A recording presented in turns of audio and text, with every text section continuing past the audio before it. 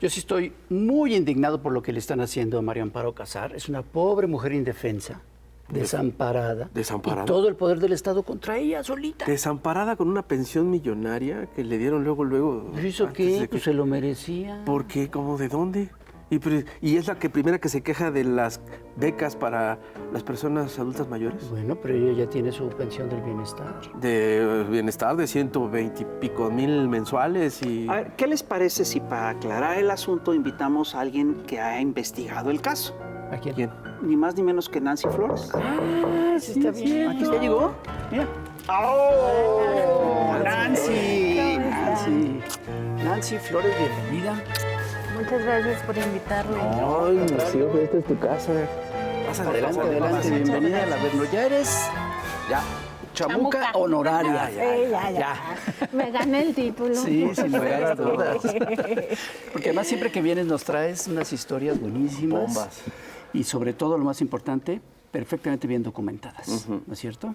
Y hoy vamos a hablar de una historia que todo prefigura. Estaríamos hablando de un presunto fraude continuado contra Petróleos Mexicanos, que es una empresa pública. Hay que recordarle a la audiencia del Chamuco TV que es una empresa pública, es una empresa de todos los mexicanos, por más reformas que hicieron en el pasado, sigue siendo empresa productiva del Estado mexicano, es decir, un presunto fraude al erario de la nación. Fraude continuado. Fraude continuado porque esta pensión millonaria que Estamos recibió... hablando de la pensión que recibe María Amparo Casar. A ver, cuéntanos toda esta historia. Así es la pensión millonaria que ha recibido María Amparo Casar, que es la titular o presidenta de esta organización Mexicanos contra la Corrupción e Impunidad, que se ha utilizado pues para generar una especie de dedo flamígero para señalar a personas por supuesta corrupción.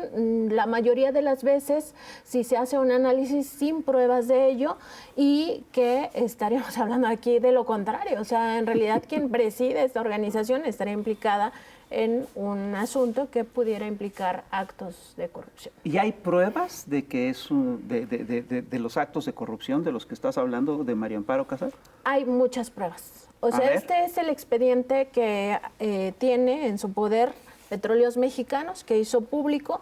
Entre otras cosas, podemos observar los tiempos. A mí me parece que los tiempos son fundamentales.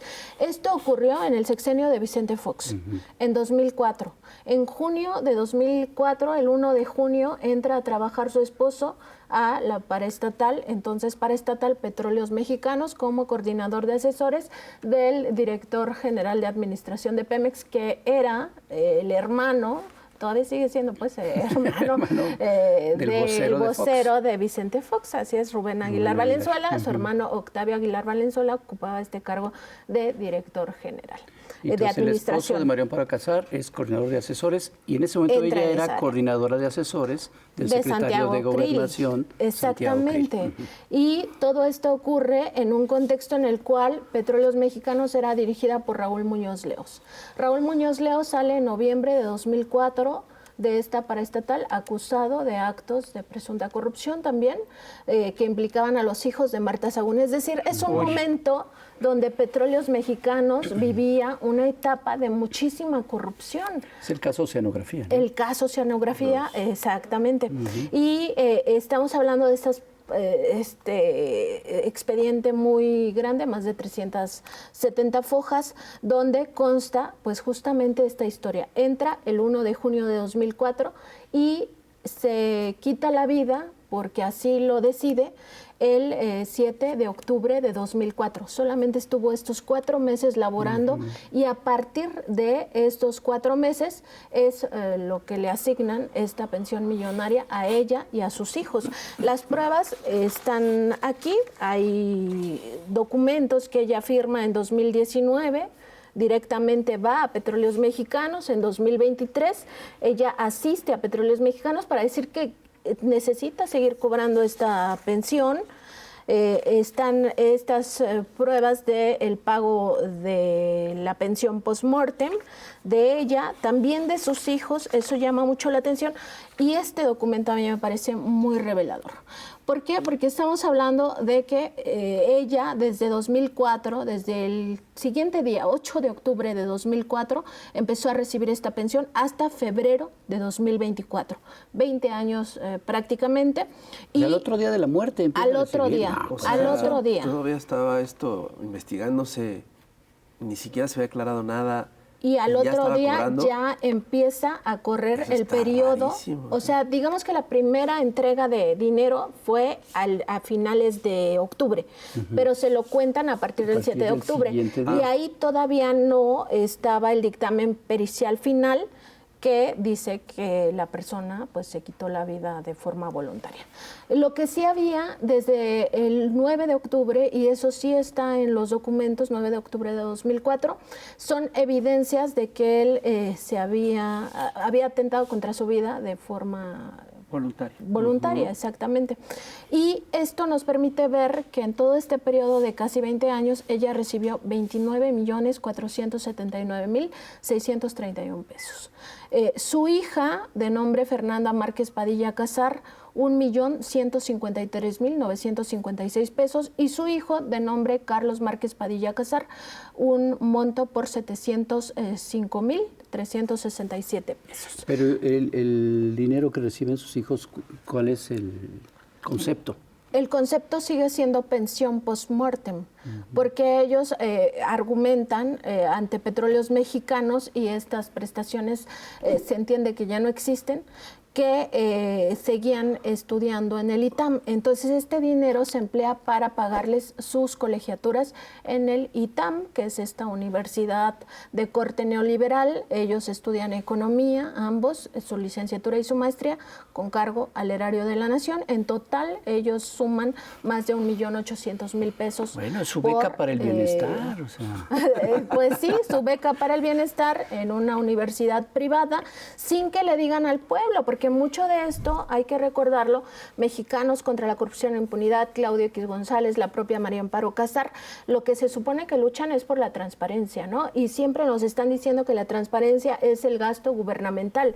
Esto es un gasto del erario de la nación. Esto lo pagaron los mexicanos y las mexicanas. Y no sabíamos qué hay aquí de relevante: el derecho humano a la información. El pueblo de México tiene derecho a saber cómo se gasta su dinero. Y esto se pagó con dinero del pueblo de México. Eso también nos tiene que quedar muy claro. Y que no tenían, de acuerdo con las reglas de Petróleos Mexicanos vigentes en aquel momento, no tenían derecho a estas pensiones post-mortem. Esto es muy importante porque donde se aplicaba esta prestación que existía en aquel momento, en situaciones donde el trabajador muriera accidentalmente o por muerte natural, porque a uno, claro, en su centro de trabajo le puede dar un infarto y te mueres. O sea, no es que tú estuvieras buscando morirte ahí en tu trabajo, pero sucedió, o accidentalmente. En esos escenarios sí correspondía la persona aquí, prácticamente entra, y a ese mismo mes, es que todo es muy turbio.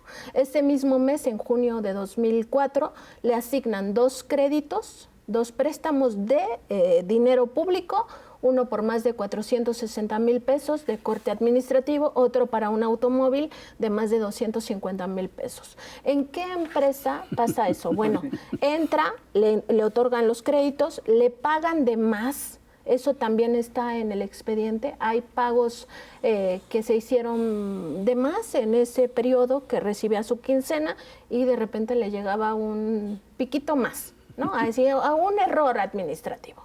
Bueno, eso también ocurrió, y en esos 4 meses él elige quitarse la vida en esas condiciones, y todos los demás, que era la administración de Raúl Muñoz Leos, que sale por corrupción, deciden entregarle esta prestación sin tener el peritaje final, y a pesar de que los primeros peritajes ya indicaban que fue suicidio. Aquí hay una cosa que es interesante, es un momento en el cual la administración de Fox en realidad estaba recargándose en Petróleos Mexicanos, dejó de invertir en la paraestatal, le sacaron todo lo que pudieron. Entiendo que de cada peso que ingresaban le cobraban 8 pesos de impuestos, pero además de cada peso que ingresaban, ingreso real eran 20 y tantos centavos o 17 centavos, y el resto era endeudamiento. todo indica que están desmantelando la empresa, la estaban ordeñando, la estaban exprimiendo, saqueando. totalmente. Es el periodo en el que recibió Pemex ingresos extraordinarios que se perdieron, ¿no? Y esto te habla básicamente de una lógica de saqueo. Ahora, es curioso porque ¿es legal que alguien reciba una pensión cuando hay un suicidio? No es legal. O sea, las reglas de Pemex eran muy claras y en ese caso no procedía. Por eso había una urgencia de que se investigara como homicidio. O sea, primero no pasó lo del accidente.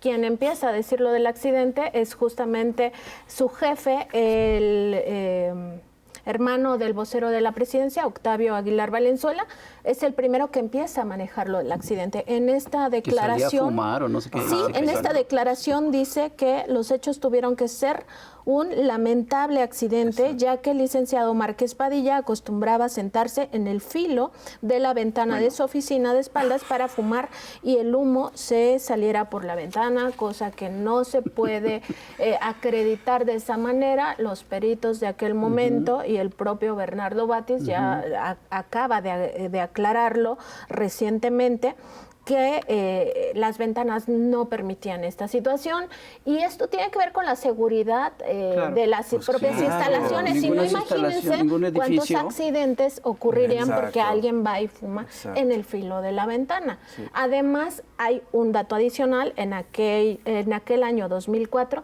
ya estaba prohibido fumar dentro de las instalaciones de Petróleos Mexicanos. Entonces habría... Por eso salía a fumar. Hizo maniobras, es que también decían que hizo maniobras, por eso hay también testimonios de que sí hizo maniobras para tratar de lograr qué maneras tan complicadas de fumar. Pero también el dato de que le encontraron una libreta en una de las manos. Un papel. Un papel con estados de cuenta, con montos, con números. Sí, eso también hay en versiones periodísticas. Lo que está en esta declaración, y me parece muy importante, de Octavio Aguilar Valenzuela, entonces director corporativo de Administración de Petróleos Mexicanos, es otra figura que se identifica como parte del modelo de la corrupción, que es el amiguismo. Justamente obtener cargos por amiguismo, que te metan a trabajar. Y eso se refleja aquí porque él declaró que conoció a Márquez Padilla, el esposo de María Amparo Casar, en el año 2000, porque su hija se hizo amiga de la hija del licenciado Márquez Padilla. Eso aquí y en Roma se llama amiguismo. Claro. Una pregunta, pero el hecho de que María Amparo Casar fuera jefa de asesores del secretario de Gobernación, ¿puede haber sido un factor para agilizar los trámites? ¿Es posible contemplar esta hipótesis? Es muy posible esta hipótesis y yo me atrevo a pensar que es parte de las líneas de investigación que se van a seguir, porque hay que recordar, otra vez regresando al contexto, Vicente Fox era uno de los presidentes más débiles que tuvimos. Se decía que Marta Sagún en realidad era la que gobernaba. Había dos secretarios de Estado muy fuertes en aquellos momentos que sí ejercían el poder. Uno de ellos era Santiago Krill, el otro era Francisco Gil Díaz desde la Secretaría de Hacienda y esto pues por supuesto era una posición de poder ser la coordinadora de asesores de Santiago Krill en un momento en el que también no hay que olvidarlo, la propia gobernación tenía al CISEN en sus manos. No, pues sí. Vamos a un corte comercial, no sin antes ver a la chamuca Cintia Bolio y regresamos. No se vayan, esto ya se puso bueno. Bueno.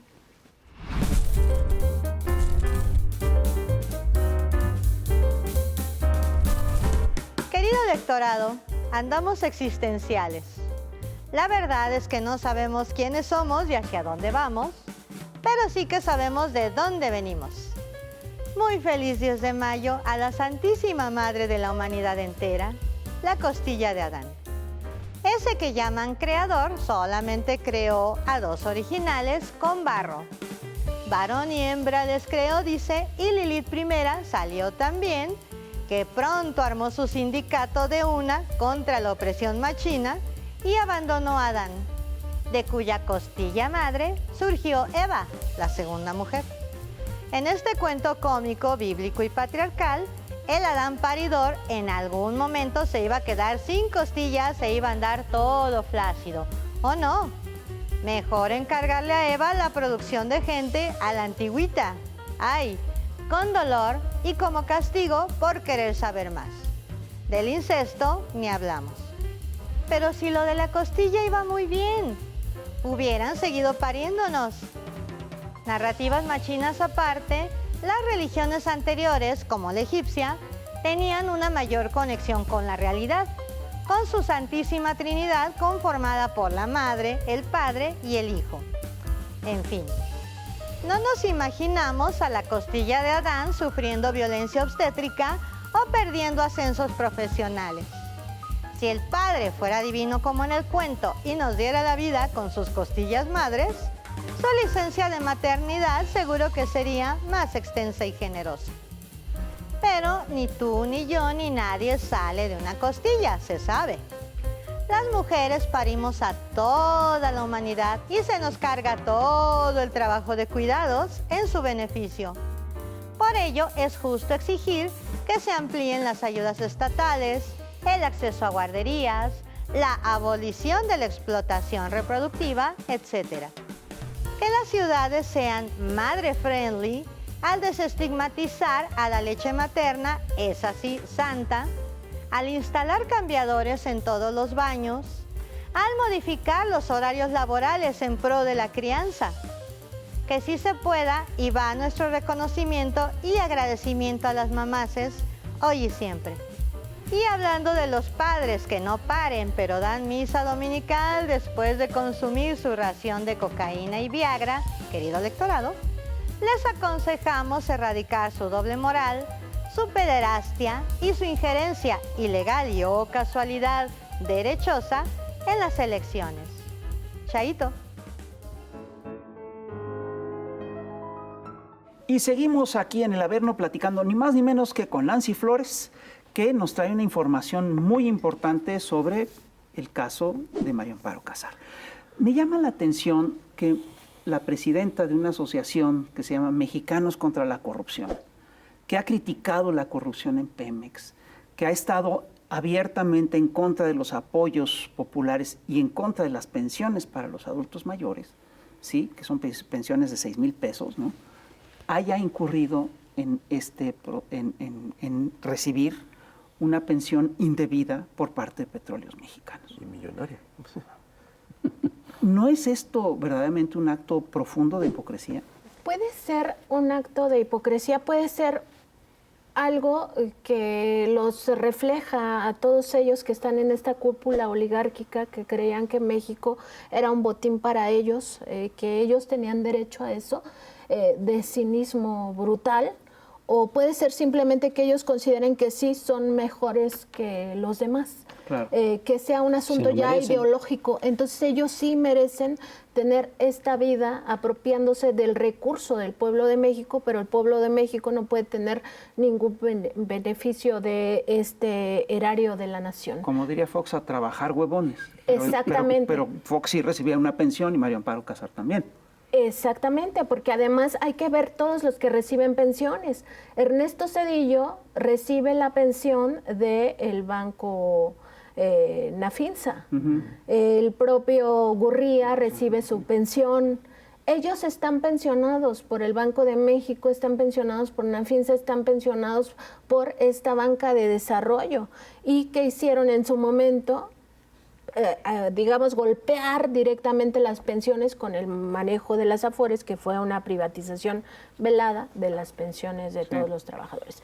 Entonces, es sistemático de ellos incurrir en esta, digamos, apropiación indebida del dinero público porque ellos se lo merecen. Pero el pueblo de México no, el pueblo es flojo y es pobre porque quiere, cuando en realidad estamos viendo que ellos son ricos porque tienen esquemas de esta naturaleza.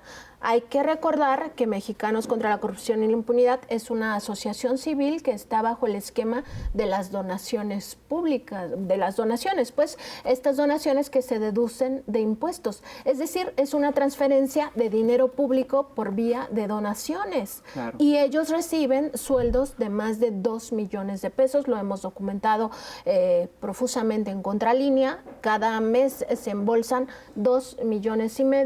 María Amparo Casar, un un poco más que el resto de los que integran Mexicanos contra la Corrupción e Impunidad. María Amparo Y eso Casar gana al mes más de 2 millones de pesos. por la asociación civil, Por además eso, de por eso esta necesita la pensión, pues es bien poquito. Ay, sí, no, imagínate. Si Oye, todos pero además ganaran lo mismo. reciben dinero de agencias extranjeras, de la USAID y todo esto, y son cantidades importantes. Recibieron 6 millones de la USAID, que más los utilizan para hacer reportajes en los que hacen acusaciones de supuesta corrupción, que eso sí no están respaldados en la verdad. ¿Y por qué no hemos hecho nuestra asociación civil? Sí, Pues porque no somos la élite, porque Oye, nosotros Nancy, no somos tan nice. Una de las cosas que han argumentado en contra de esto que se dio a conocer es que el gobierno dio a conocer datos personales y eso es gravísimo. Y el INAI pues ya intervino inmediatamente, en automático. Sí, en automático. Sí es cierto que se dieron a conocer datos personales y esto es muy delicado, ¿no? La ley de transparencia dice que en casos de corrupción no aplica digamos que este veto o esta censura hacia las informaciones. Se tendría que analizar totalmente con base en ese artículo particular de la Ley General de Transparencia si aquí se violaron o no los datos personales. Sin embargo, eso es en todo caso la forma, que la forma incluso podría, porque así lo marca la ley, ser perfectamente legal. Aquí el tema es el fondo. El fondo es esta presunción que tienen Petróleos Mexicanos de que es un fraude continuado y que así lo denuncia penalmente ante las autoridades. Y por otro lado, tocan el tema del INAI, porque al INAI le importa salir súper rápido a decir que va a investigar esto. Bueno, porque María Amparo Casar es una de las defensoras de esta institución. Esta institución en realidad no sirve, aunque es del Estado mexicano, no sirve para proteger al pueblo de México, no sirve para la rendición de cuentas, no sirve para el combate a la corrupción. ¿Para qué sí sirve? Para otros actos de presunta corrupción. Lo hemos documentado también en Contralínea. Ellos utilizaban una tarjeta American Express y por ellos me refiero a todos los comisionados, incluso los que están ahora, para sus gastos personales. Es decir, volvemos a lo mismo. Tienen esta idea de que la apropiación del dinero público en ellos sí se vale. Pero las pensiones a adultos mayores no se vale. Las becas del bienestar no se valen. Las becas para personas con discapacidad no se valen porque eso es populismo. Que la gente trabaje y se rompa el lomo más de 8 horas al día porque tenían además salarios de miseria. Entonces el INAI también lo documentamos con facturas, hasta las sabritas pagaban con el presupuesto público. Table dance, ¿no? El table dance, que es me pareció fantástico. Que no es el puedes caso transar más solo una. Sí, es el caso, digamos, más emblemático de la corrupción dentro del INAI. Entonces se tapan las espaldas entre ellos y ellos mismos generan este tipo de instituciones que, a pesar de que, ¿en qué consisten los estados-nación? En generar instituciones que protejan a las mayorías vulnerables. Pues estas instituciones fueron creadas para lo contrario, para proteger a la oligarquía, para proteger a estos grupos de poder y grupos de intereses. Eso nos explica perfectamente por qué no les interesa el fondo, por qué no dicen que esto es de corrupción, que esto se debe de transparentar, no que son el instituto para garantizarnos el derecho humano a la información y no que la información tiene que ver con el gasto gubernamental y no que esto es presupuesto público, pues evidentemente llegamos a lo mismo, se cubren las espaldas. Ahorita que dijiste de que les pagaban el table dance, que me parece que es un gasto muy importante. Claro, Es básico. canasta Es de básica. canasta básica, sí. También resulta que Pemex le pagaba a María Amparo Casar su gas. ¿El gas? ¿El gas? ¿Le pagaba el gas? ¿Cómo está Le eso de que pagaba el gas y le pagaba la canasta básica. Miren, aquí lo podemos ver. Este es un recibo de pago post-mortem por 95,774 pesos que recibe en junio de 2005. y dice que tiene una bonificación de gas y canasta básica por el periodo del 8 al 31 de octubre, conforme a lo que marca pues en aquel momento el reglamento interno de Pemex. Entonces, por gas recibía en aquel momento, 2005, cuando ella todavía era servidora pública, porque eso no se nos tiene que olvidar, ella era servidora pública. 696.56 pesos y por canasta básica 433.17 pesos. Así que sí, el pueblo de México le pagaba hasta el gas y hasta la comida a la señora María Amparo Casar, pero pues no quieren que esto se sepa, eso es lo que quieren que no conozcamos. Y de lo que les decía hace rato, todo está documentado. Por ejemplo, estos 2 cheques son de los hijos de María Amparo Casar. Aquí vemos el logotipo de Petróleos Mexicanos. Está Fernanda Márquez Padilla recibiendo una pensión por 11,832 pesos que correspondía a una de sus colegiaturas. También está la copia de la colegiatura. Y esto fue 28 de octubre de 2004. Su papá se suicidó el 7 de octubre de 2004. Lo que les decía, inmediatamente le empiezan a pagar estos cheques. Todo se hace fast track. Ellos solicitan su pensión el 15 de octubre, el mismo 15 de octubre. Las autoridades de Pemex dicen sí, que se le pague. Y cuando hemos visto tanta eficiencia, sí, justo María Amparo Casar se queja de la ineficiencia de Petróleos Mexicanos, ¿no? No, pero muy efectiva y muy rápida, aquí, ¿no? Sí, pronta y expedita. Exactamente. Aquí muy rápido. Lo que veo es que hay quien plantea que estamos ante un caso absurdo en el cual todo el poder del Estado se está aplicando en contra de una mujer indefensa. ¿Es el caso? No es una mujer indefensa. Detrás de toda ella está del aparato ideológico de la oligarquía, el aparato ideológico del sector económico, que son los medios de comunicación. Y ya estamos aquí de vuelta en El Chamuco TV, ahora en el Plus de YouTube, y seguimos platicando con la gran periodista de Contralínea, Nancy Flores. Y nos estábamos platicando sobre la corrupción en Mexicanos, contra la corrupción y la impunidad. Y también vimos una conducta que no nos sorprende nada, que es la de los clásicos abajo firmantes, que defienden la teoría de que es una venganza, de que esto es en contra de una pobre madre desamparada, bastante aparada. ¿Y qué opinas al respecto? Los abajo firmantes son una figura que sigue reproduciendo este mismo modelo de apropiación del dinero público. O sea, podemos encontrar ahí a un Aguilar Camín, que nosotros también le hemos publicado muy constantemente, porque tenemos que tener memoria colectiva. Eso es muy importante para el pueblo de México. O sea, conocer nuestra historia es fundamental. Pues intelectual, si le podemos llamar así, también algunos le dicen periodista. Yo creo que el periodismo solo se puede hacer desde la ética y desde la honestidad. De otra manera no es periodismo. Y en ese sentido, pues encontramos estos cheques que le pagaba Carlos Salinas de Gortari de la llamada partida secreta. Hay cartas, está todo documentado, no las traje impresas, pero pueden ir tanto a Contralínea como a mi cuenta de Twitter, donde constantemente recordamos eso para tener esta memoria colectiva, donde él le rogaba prácticamente que le dieran más presupuesto, que no tenía el trabajo terminado, ¿no? Pero pues que ya sus finanzas andaban mal y entonces que por favor le dieran más dinero. Ese es dinero público.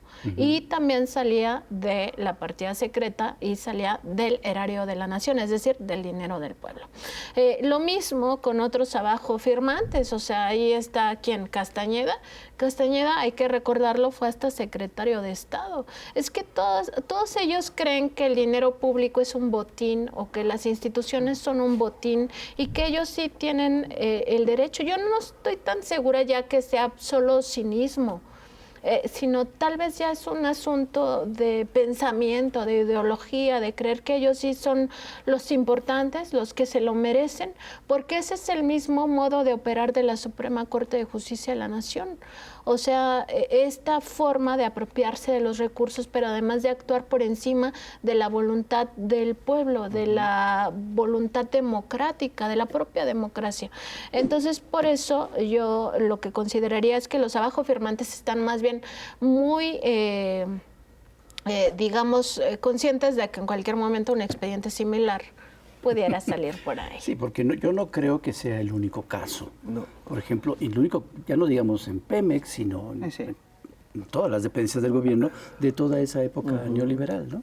Seguramente ha de haber muchos casos y muchos o algunos de los abajo firmantes o gente similar ha de estar implicada, ¿no? Nos toca investigarlo, pero claro, o sea, el pueblo tiene derecho a saber, eso es lo más importante. O sea, aquí hay un tema de transparencia, de rendición de cuentas, de apropiación presuntamente indebida de recursos públicos por más de 31 millones de pesos en el caso de las pensiones, una de ellas vitalicia, las otras pensiones post-mortem, para pagar la institución esta privada ITAM, en el caso de las colegiaturas de estos dos jóvenes, por solo 4 meses de servicio del padre, que el padre decide quitarse la vida, que no les correspondía de acuerdo con la reglamentación de Pemex, pero a esto hay que sumarle otros 17.6 millones, 17.634.919 pesos, que es justamente el seguro de vida.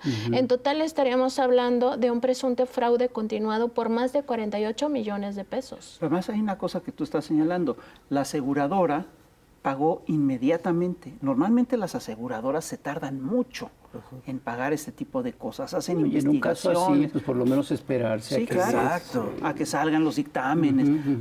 ¿Qué te podría explicar que una aseguradora, creo que es Banorte, pagara con esta celeridad este proceso? ¿Había una relación de la aseguradora con la empresa o algo así? ¿Un contratote o qué? Había un contrato millonario porque esta es la aseguradora que contrata Petróleos Mexicanos para asegurar a todos sus trabajadores. ¿Eso qué significa? Bueno, si este seguro dio por solo 4 meses de servicio 17 millones, imagínense los trabajadores que tenían 20 años de servicio, que también estuvieran en una situación donde la propia petrolera les pagaba su seguro, pues es un contrato multimillonario. Y tenemos evidencia de que desde el 9 de octubre, porque esto forma parte del expediente y tiene que ver con la cronología de cómo fueron ocurriendo las cosas. Obra requerimiento a servicios periciales para intervención de peritos en materia de criminalística de campo en base a expediente, intervención solicitada en fecha 9 de octubre y dictamen en el cual se rindió en fecha 10 de octubre, 10 del mes del año en curso, o sea, de 2004, en el que los peritos concluyen que en razón de no existir huellas de violencia en el lugar de los hechos, se descarta la intervención de otros sujetos distintos al occiso. Y por las características de las lesiones y forma en que ocurrieron los hechos, se deduce que los hechos fueron maniobras propias de un acto suicida. Es decir, desde el 10 de octubre ya se tenía, desde el 9 pues que fue este peritaje, pero desde el 10 de octubre ya se tenía certeza que fue un suicidio. Esto ocurrió el 7 de octubre, estamos hablando de 3 días después. A pesar de ello, este cheque lo emite Banorte, en efecto, que es la aseguradora de Petróleos Mexicanos, el 19 de noviembre de 2004. Una de las defensas que se hace de María Amparo Alcázar es que es de muy mal gusto sacar el tema del suicidio porque ella no estaba enterada. ¿Es creíble? Como todo México estábamos enterados y ella no. Pues, bueno, ¿es creíble?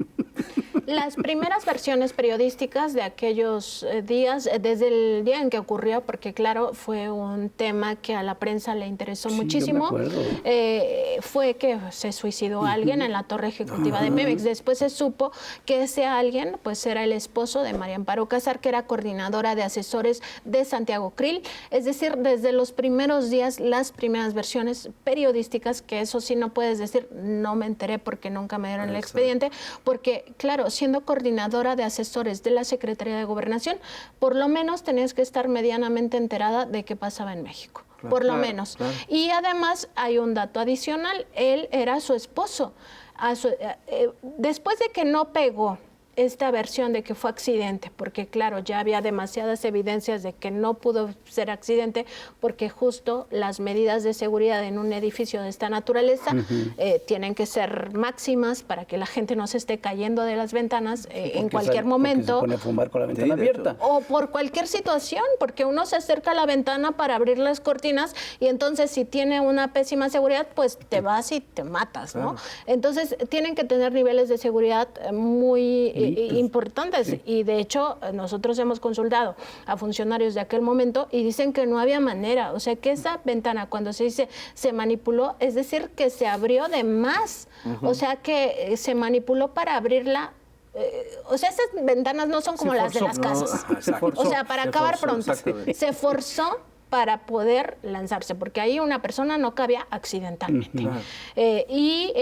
Esto nos lleva a ver que una vez que esta hipótesis de que el accidente no podía pegar, entonces se van por el homicidio y generan una carpeta de investigación que ya concluye en diciembre de 2004, que fue suicidio por homicidio. O sea, ese fue la segunda hipótesis que manejaron para poder agilizar esto. Regresemos a los tiempos, él se suicida 7 de octubre, el 15 de octubre ya habían aprobado esto y en noviembre le pagan el seguro. En diciembre sale el peritaje final, ahí ya había cambiado el director de Pemex, ya estaba otro director general y aún así mantuvieron la pensión, que es Luis Ramírez Corzo, otro personaje que después fue vinculado a hechos de presunta corrupción.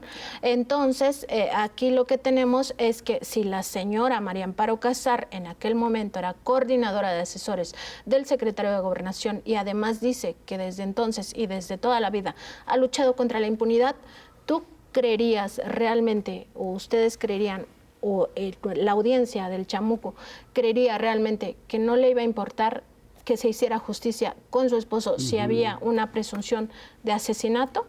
Ahí tienen la respuesta de si podemos tener en cuenta que esto es de muy mal gusto porque ella no sabía. Pues ya a mí me parece que es muy obvia la respuesta también para la audiencia. No está en nuestras manos ser juez, sino más bien poner aquí a la vista los hechos, y estos son los hechos y esta es la documentación que prueba esos hechos. Hay una cosa que me escandaliza de tu reportaje. ¿Una? Sí, varias. No, pero del reportaje en sí. Yo, por ejemplo, creo que no tiene el rigor que tienen los reportajes de Mexicanos para la Corrupción. ¿Verdad? Creo que no tiene ese rigor, porque los otros reportajes yo los he visto y pues no tienen los de que no tiene el mismo rigor, no lo tiene. No lo tiene. Seguro. ¿Cómo te lo explicas? Te lo explicas porque Mexicanos contra la Corrupción y la Impunidad en realidad no es una organización que busque transparencia, rendición de cuentas, ni combate a la corrupción, ni combate a la impunidad. El caso de María Amparo Casar es ya el emblema que va a marcar a esta organización de aquí en adelante. Claro, ¿con qué cara van a seguir hablando de que ellos combaten la corrupción? Pero además, ¿con qué cara van a seguir haciendo estos montajes? Porque al final es una técnica que ellos aplican. Por supuesto, falta totalmente a la ética periodística, pero que lo han hecho sistemáticamente. Y aquí el tema es que esta organización es un grupo de presión. Es como el IMCO. Ella también está vinculada al IMCO. El IMCO no ha salido a decir nada, ¿no? Pero que no siempre están pidiendo que se separe del cargo hasta que se sepa. O sea, esa es la fórmula, ¿no? O sea, no importa que no te lo esté probando, que no haya ni un documento, que se separe del cargo inmediatamente. ¿Por qué nadie está pidiendo que se separe del cargo mientras se investiga la situación? No. ¿Por qué? Porque no les interesa el combate a la corrupción, no les interesa la rendición de cuentas. Lo que les interesa es seguir con un negocio redondo del cual se financian desde el gobierno de Estados Unidos. Exacto. Eso está aprobado, lo hemos publicado nosotros todas las facturas de la Embajada de Estados Unidos. Está aprobado que los financia la NET, que es esta organización de ultraderecha. National Endowment for Democracy. Está aprobado que los financia Kimberly Clark, que los financian otros 3 grupos empresariales que les interesa que el peligro para México no siga en el poder. ¿Cuál es el peligro para México desde su punto de vista? Pues ya quedó todavía mucho más claro. Que llegue alguien que les impida seguirse apropiando del presupuesto. Es tan peligroso que desde febrero que ya no se le paga esta pensión. Pemex ya puso una demanda, ¿no es cierto? Puso denuncias de carácter penal en donde lo que se está, digamos que la hipótesis que se está manejando o lo que está denunciando es un fraude continuado. Sí, y contra el erario de la nación, porque Pemex es de la nación. Exactamente. Pero fíjate, en todo lo que tú estás planteando, sí subyace esta idea de que hay un sector que siente que tiene todos los derechos y que el resto de la población no los debe tener. Esta es una de las constantes históricas de los sectores de la ultraderecha. La idea de que hay una élite que es privilegiada, es la casta divina, son la gente ordenada por Dios, es la raza superior, son los más eficaces, los más aptos socialmente, esto en la era neoliberal, ¿no? Pero sí implica una lógica de defensa de grandes privilegios a costa de grandes sufrimientos para las mayorías. Esto es lo que estamos enfrentando al final de cuentas, ¿no? Totalmente, porque además hay una manera de que lo tengamos mucho más claro. ¿Qué pasaba antes de que el peligro para México llegara a la presidencia de la República? Es decir, que el presidente López Obrador tuviera este cargo público. Pues pasaba que esos 2.5 billones de pesos con B, que significan los programas sociales, se iban a estos sectores oligárquicos. O sea, ¿cómo se iban a ellos? Bueno, en el tema de que se les condonaban los impuestos, que se les permitía la consolidación fiscal, que no pagaban en realidad la hacienda pública. Esa era una forma de apropiarse del dinero público. ¿Qué otra forma de apropiarse del dinero público? Directamente, ¿no? Tiene que ver con actos de corrupción. O sea, estos grandes casos que ha ventilado el presidente López Obrador y que me parece que la gente ya tiene que tenerlo muy presente todo el tiempo, como por ejemplo los 9 hospitales donde estaba implicado dueños de medios de comunicación, donde estaba implicado el cuñado de Carlos Salinas de Gortari, donde están implicados estos personajes en posiciones de poder o que fueron funcionarios o que están vinculados directamente a funcionarios o que tienen medios de comunicación que en realidad se han vuelto medios de presión para que obtengan esta millonada, pues nos queda claro, o sea, ¿por qué les preocupaba que una figura así llegara? Porque les iba a quitar esas contrataciones de hospitales que en realidad valían 6,000 millones de pesos y por los cuales están pagando 106,000 millones de pesos, o sea, un sobrecosto de 100,000 millones de pesos. No hay manera de que eso sea, el presidente, yo se lo pregunté y me dijo, pues está en la ley, o sea, pero yo le dije, pero es un robo, o sea, es un robo que está legalizado. Esa es la apropiación del recurso. ¿De qué otra manera o dónde podemos volver a mirar que esto estaba pasando? Pues con los contratos de las cárceles, de estos reclusorios donde están los mismos metidos, los contratos de carreteras, los contratos en obra pública que nunca se construyó, la barda de Felipe Calderón que nunca fue refinería.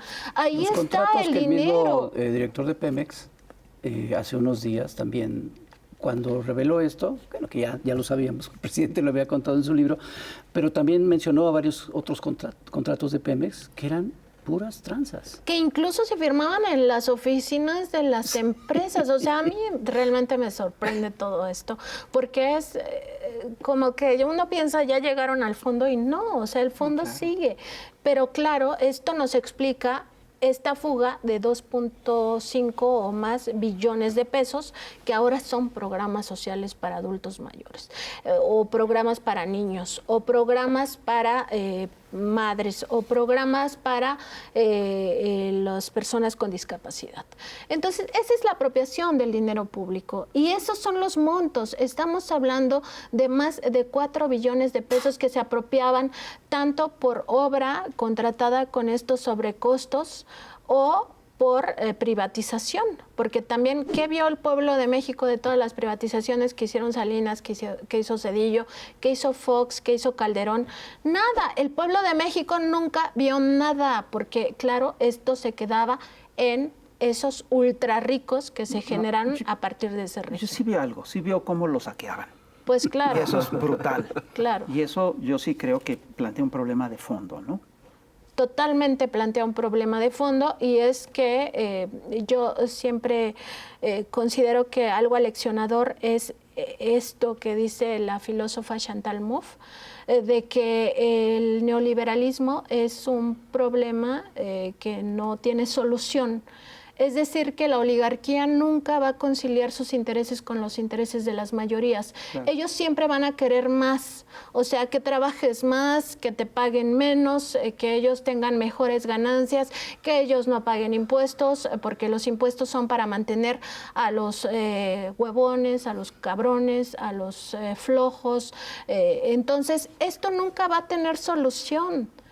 Ellos nunca van a conciliar sus intereses, porque para ellos lo que les interesa es amasar más dinero a costa de las personas. ¿Y esto qué significa? Para las mayorías significa la muerte.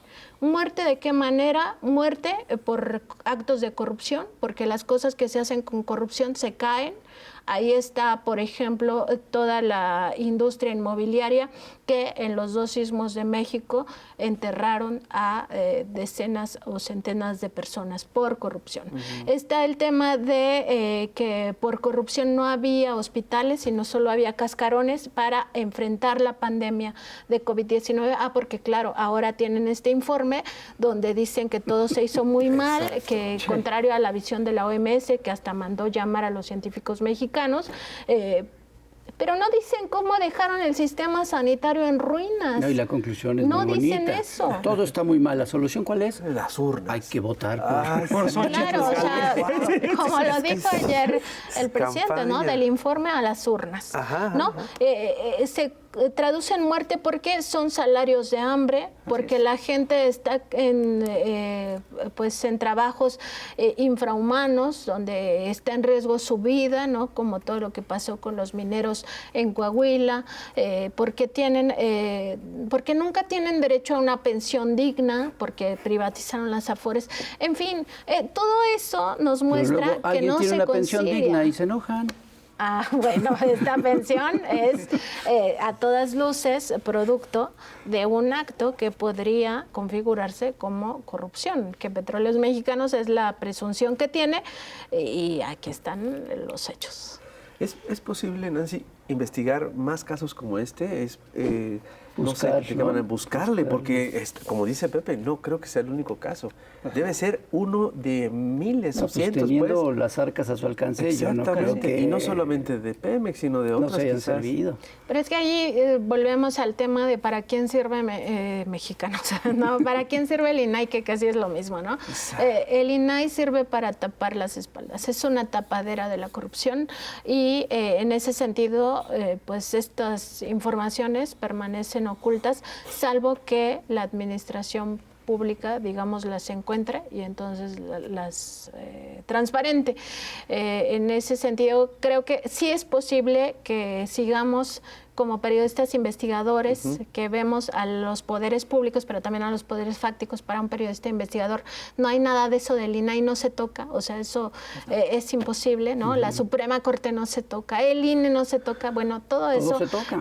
El periodista investigador va e investiga en todos lados. Pero sobre todo también decir que es muy importante que los periodistas investigadores estemos fiscalizando a los poderes fácticos, porque se tiene la idea, y eso es parte de lo que ellos mismos han difundido, porque tuvieron capturado el taller de periodismo de investigación del CIDE por 7 generaciones. El propio Claudio X González Guajardo firmó esos contratos que dimos a conocer en Contralínea, que solamente se debía fiscalizar al gobierno federal y solamente a, digamos, el poder ejecutivo.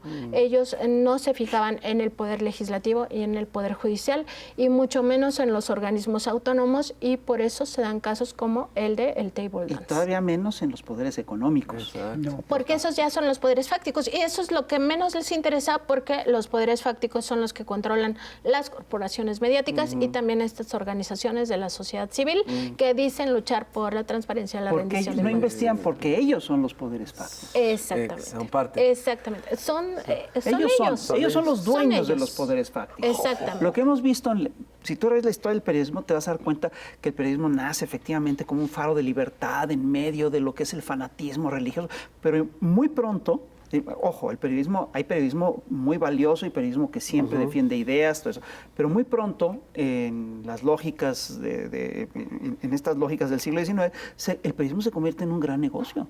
Y los grandes emporios se convierten en maquinarias de engaño al servicio de grupos de interés. Y ese es el problema, que sí pervierten la lógica y la esencia del periodismo. No, o sea, ¿sabes por qué no? Pervierten. Porque eso no es periodismo. O sea, también hay que empezar a distinguir lo que ya es una clara manipulación, lo que ya es un invento, lo que ya es un montaje, de lo que sí es el periodismo. Yo creo que el periodismo solo es posible desde la ética y esto de mercantilizar la información no es ético y entonces ya no debemos de llamarlo periodismo. Debemos de llamarlo lo que es, que puede ser propaganda negra, porque hasta en la propaganda hay reglas éticas. Y esto ya ni siquiera sigue reglas éticas, es mentir, mentir, mentir, o lo que decía el propio ahora ideólogo Jorge Castañeda Gutmann, ¿no? La guerra sucia, pero sucia en serio, que significa no solo las campañas mediáticas, sino además otras formas que violentan al pueblo de México y sus decisiones que tiene que tomar, sobre todo de cara a los procesos electorales. Entonces, lo que sí veo es esta mercantilización de la que sí han hablado teóricos del periodismo, Kapuscinski en su momento, él ya falleció, pero lo analizó bastante, y el propio Ignacio Ramonet, ¿no? De que la información se convirtió en una mercancía donde está sujeta a las reglas de ese mercado y quien tiene para comprarla, la compra, sea para difundir mentiras o sea para que nunca se conozca, porque eso también existe. Pero eso no tiene nada que ver con el periodismo, tiene que ver con los contenidos de los medios. El premio Pulitzer entonces no es tan... Los premios son parte de lo mismo, son parte del problema. O sea, se premian entre ellos y premian la al New York corrupción Times por su cobertura mediática. de la guerra en Palestina. ¿Y qué hizo el periodismo real, el periodismo de The Observer? Pues justo revelar que tenían estas mecánicas para ocultar el genocidio. Claro, Aquí sí estás tocando un tema que me parece apasionante. Nunca te van a dar el Pulitzer. Pero nunca me van a dar ningún premio. ¿Cómo no? Pero yo sí creo que hay que precisar dónde está el debate. Yo creo que sí es periodismo. No. Es periodismo de mala calidad. No es libertad de imprenta. Eso es otra cosa. No es un periodismo ético. Se hacen investigación, se hacen análisis. No, pero eso no puede ser periodístico. O sea, el periodismo es un servicio para la sociedad. Tiene 4 valores irrenunciables, que estos no hay que perderlos de vista. Es la honestidad, la responsabilidad social, la independencia y además la búsqueda de la verdad. Si rompes estos valores, honestidad, independencia, búsqueda de la verdad y responsabilidad social. Si no tienes estos 4 valores, entonces estás haciendo otra cosa. Podría ser publicidad, podría ser propaganda, podría ser propaganda negra, lo que sea, pero periodismo no es, son absolutamente aparatos. No es. Entonces, no estamos enfrentando periodistas, sino aparatos de engaño. Son aparatos de engaño.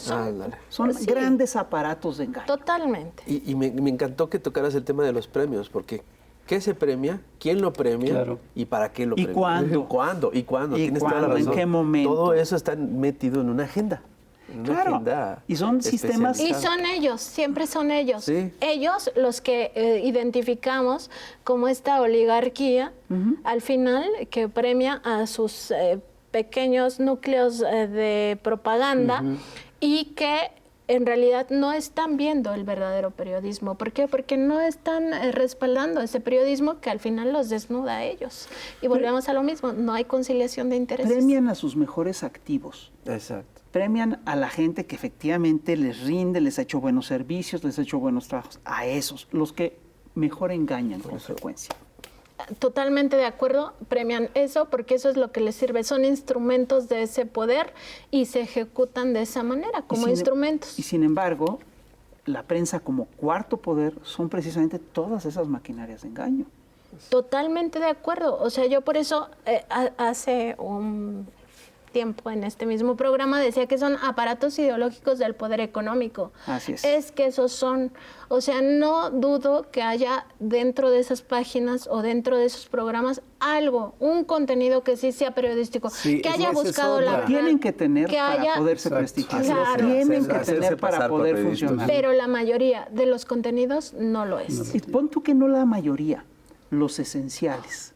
Es decir, con mucha frecuencia dicen verdades y hacen periodismo en serio, pero el día en que mienten, Mienten el en día- primera plana. mienten en primera plana, Sí, con el intenciones muy horario claras, TPA. con una agenda muy Pero precisa. dicen la verdad en la página 38. Eso. Y dijeron la verdad durante meses antes. Enterrado, ¿no? se le dice. Y dijeron la verdades mucho antes y en todo el contexto. Aquí yo sí creo que hay una diferencia enorme entre lo que son los medios y que tiene que ver con la propiedad de los medios. Una cosa son los medios que son propiedad de grupos de interés y otra cosa son los medios como Propiedad de Contralínea, que periodistas. son propiedad de periodistas. Pero ¿cuántos Claro. medios en México son de periodistas y cuántos son de gente que solamente defiende sus intereses A ver, económicos? lo que es increíble es que yo creo que en México hay varios medios que sí son propiedad de periodistas, porque tenemos una tradición de periodismo de combate. Entonces sí los hay. Proceso lo fue. Proceso lo fue. La jornada lo es. O sea, de todos Contralínea los lo es. periódicos. Sentido común lo es. De todos los periódicos solamente el hay Chamuco, uno. perdón. De todos los periódicos a nivel nacional, Sí, claro. solamente hay uno que es de periodistas. ¿Y de los medios de televisión? Ninguno, ¿Y de la radio? ninguno. Ninguno. Sentido común. No, pero Bueno, pero- Sí. televisión y radio ninguno, que yo Ninguno. sepa. No, ninguno. Yo sepa. No, los que hay pues están en internet, Así ¿no? es. Y si revistas, bueno, está Contralínea, Proceso. No, ya olvídalo. Ya no hablemos de eso. O sea, ¿qué porcentaje crees tú que hay dentro de todo lo que se llama periodismo en México? Entre comillas, ¿no? Tomando en cuenta esta diferenciación que tú haces. ¿Qué porcentaje hay de todo ese periodismo, de gente que realmente hace periodismo y gente que hace todo lo que mencionaste, propaganda negra? ¿Cómo ves tú ahí ¿Está equilibrado o sí hay? No, yo creo que sí está desequilibrado. Y siempre tengo la convicción de que hay muchos reporteros y reporteras que luchan todos los días porque sus informaciones sean de calidad, porque sean éticas, porque tengan estos principios como eje rector, con independencia de si se los publican o no. O sea, eso es otro punto, ¿no? Esa es ¿Qué otra, pasa? porque ¿Qué esa es otra. mecanismos hay en la prensa honesta o en la prensa ética? Bueno, nosotros no buscamos el prestigio personal ni nos interesa nuestro nombre en el sentido estricto de que yo lucho por ser una marca. Mi nombre es una marca. No, a nosotros no nos importa eso. Nos importa que la gente se informe de estos temas que son de su interés y que además, en el caso específico del periodismo de investigación, que revelas algo que alguien en una posición de poder busca ocultar. ¿Qué significa esto? Que es algo que está mal, que puede ser legal, pero que es ilegítimo o es inmoral. O puede ser también ilegal, pero es algo que está mal y que daña a sectores de la población o a todo el país o a todo el planeta, ¿no? Esa característica, pienso que muchos reporteros y reporteras luchan por ella. ¿Qué pasa con las maquinarias? Pues que pueden ser que lo entierren, ¿no? Hasta la última página o el final del noticiero, o ya no entró, porque esa es otra cosa, ¿no? Ay, se nos ya, acabó no dio el tiempo. espacio, qué Lástima, lástima. Margarita. Exactamente, pero sí lo teníamos presupuestado. Pero los reporteros sí luchan por eso. Claro. Yo creo que, o al menos es mi convicción de que la mayoría sí lo hace. Lo que pasa es que pues está el que Claro. recorta las informaciones o el que las tergiversa, ¿no? Y el que da las órdenes. Que no tienen ética, el que dueño no del tienen... medio. Y el dueño del medio. Que finalmente Es decir, decide. Exactamente. Salinas Pliego diciendo que se dice que no se publica. William Randolph Hearst diciendo hay que instigar la guerra contra Cuba. Estos son los ejes centrales, ¿no? Sí. Nancy, Así es. pues ya nos estamos yendo. Yo te quiero preguntar algo que no tiene nada que ver con esto. Bueno, Pero a parece ver. que no, pero sí. Vamos a tener una mujer presidenta, la primera mujer presidenta. La primera mujer presidenta de toda Norteamérica. Sí, en toda la además. historia. ¿Qué piensas tú de eso? ¿Qué sientes tú de eso? Es muy importante, yo creo, en términos generales para el país, pues, sobre todo para las mujeres, me parece fundamental. Rompe un techo de cristal. Finalmente, esto que decías que va a ser la primera mujer en nuestro país y además en América del Norte, rompe un techo de cristal muy importante. Claro, falta el trámite del 2 de junio, como ella misma lo dijo, porque estoy convencida que las tendencias electorales no van a cambiar. De Xochitl Gálvez. Sí. Y eso nos lleva también a ver este último punto que tocas, que es muy importante ver qué mujer llega a este cargo público. O sea, cuál es su convicción, cuál ha sido su carrera, su historia personal, también su historia con las luchas de las propias mujeres, pero en general del pueblo, de los más vulnerables. Me parece que eso es muy importante, porque no es que llegue una mujer, cualquier mujer, y que siga teniendo incluso esta misma tendencia al patriarcado. Eso no nos sirve. Nos sirve una mujer que justo llegue a romper todo esto que todavía está presente en muchas áreas, pero creo que es un momento estelar, como dice el propio presidente. Creo que no hay mejor momento para que esto ocurra, y también creo que ella va a tener un escenario ya muy distinto al que enfrentó el propio presidente López Obrador. O sea, esta parte de la revolución de las conciencias sí es fundamental, y además hay que continuarla.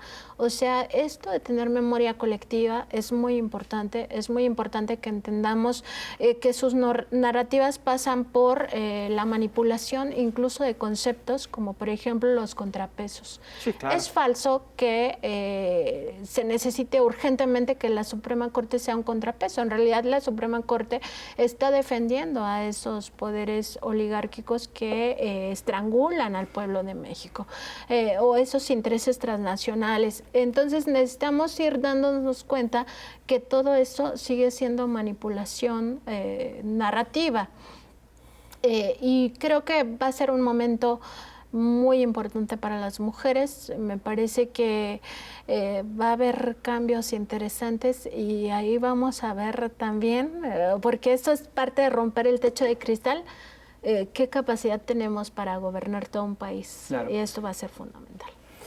Muy bien.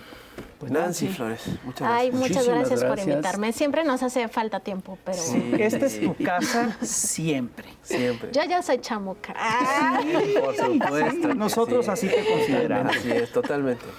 Querida, Muchas gracias. Muchas gracias. Y muchas gracias a ustedes, señoras y señores. Otro programa para coleccionar, comentar y compartir. Ya lo sabe, cuídense mucho. Nos vemos, ya tenemos Revista de Mayo. Ese apoyo sí se ve. Cuídense mucho, nos vemos al próximo. Bye. Bye. Chao. Adiós.